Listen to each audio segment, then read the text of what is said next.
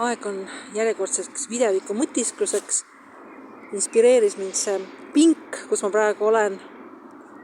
Läksin sellest mööda, pink on hästi räpane ja siin on kellegi maha jäetud vana õllepudeli kork, mida ma praegu puudutan ja millest ma tõenäoliselt ka mingisuguse tõve külge saan, kui ma seda liiga kaua veel puudutan.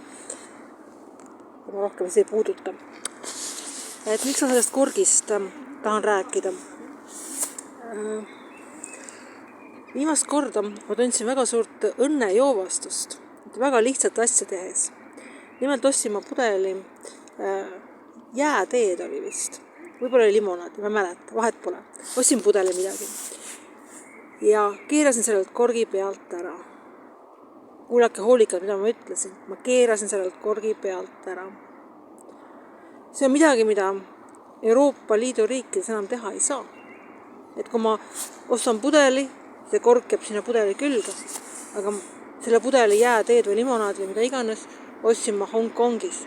Ja Hongkongis ma keerasin pudelilt korgi pealt ära. Ühes käes oli mul pudel ja teises käes oli mul kork. Ja see tekitas mulle nii suure õnnejoovastuse, et Ka ülejäänud kordade, kui ma niimoodi käitusin, ma juba teadsin, et see kork tuleb pealt ära, aga hea meel oli ikka.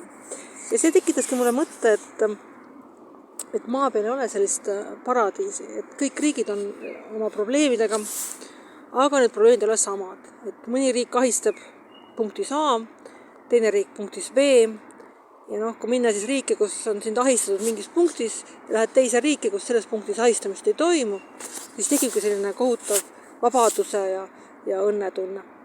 Ja see oligi võib-olla see mõtiskus, millele ma tahtsin mõelda. Et Hongkongis teine asi, võib ka ruttu öelda, on see, et jõulude ajal on seal kõik need suured pankade ja riigiametite ja ma ei tea, mis tähtsad hooned ja igal hoonel on suurte punaste tähtedega peal Merry Christmas, igal hoonel.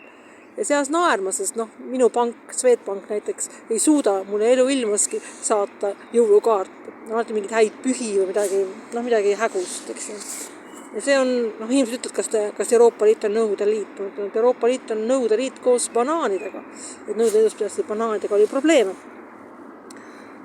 Et Nõukogude Liidu, Nõukogude okupatsiooni tingimustes, ma mäletan, et kuidas olid uusaastakaardid ja siis me kirjutasime ise juurde häid jõule või häid jõulupühi, eks ju.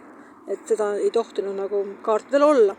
Ja me oleme tagasi samas punktis, siis ma lähen kuskile, Kaugitta ja seal on inimesed, taoistid, budistid, igal juhul mitte kristlased ja igal pool on suurte punasteltega Merry Christmas. Ja lähen mingisse poodi, ostan,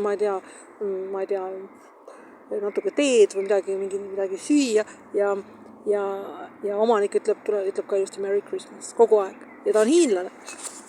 Ja see on see punkt, kus siin ahistatakse ja seal ei ahistata. Seal on muidugi teisi probleeme. Et selles mõttes on väga, väga soovitatav reisida. Et tekivad sellised vabanemise momendid. Et tuleb minna näiteks jõulude ajal Hongkongi, vaadata selle punaste tähtedega silte, Merry Christmas ja osta endale pudel jääteed ja siis kork pealt ära keerata. Ja õnn milline.